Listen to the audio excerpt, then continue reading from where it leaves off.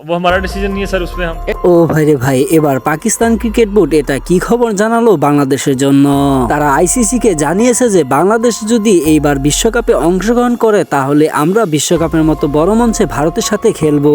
এ নিয়ে রীতিমতো মাথা নষ্ট হয়ে গেছে জয় সাহার। পাকিস্তান ক্রিকেট বোর্ডের চেয়ারম্যান মহসিন নাকভি জানিয়েছেন যে যদি তোমরা বাংলাদেশের সাথে বাংলাদেশের প্লেয়ারদেরকে যদি বিশ্বকাপে ম্যাচ খেলাও এবং কি মুস্তাফিজুর রহমানকে কলকাতায় ফিরিয়ে নাও তাহলে আমরা তোমাদের সাথে ভারতের এই বিশ্বকাপ ম্যাচ খেলবো। তো দর্শক, তোমরা কমেন্ট করে জানাবা যে পাকিস্তান যে এরকম ভাবে বাংলাদেশের পক্ষ নিয়ে দাঁড়িয়েছে তাহলে সেটা কেমন হয়েছে তার অবশ্যই এই ভিডিওর কমেন্ট বক্সে জানিয়ে দিবা। আর তোমরা যারা এখনো চ্যানেলটি সাবস্ক্রাইব করো নাই তাড়াতাড়ি চ্যানেলটি এখনই সাবস্ক্রাইব করে দাও। সাম্প্রতিক সময়ে মুস্তাফিজুরকে কেন্দ্র করে যে ঘটনাটি ঘটেছে বাংলাদেশে, সেখানে বাংলাদেশ ক্রিকেট টিমকে বিশ্বকাপের মতো বড় মঞ্চ থেকে বয়কট করেছে ইন্ডিয়ার আইসিসি।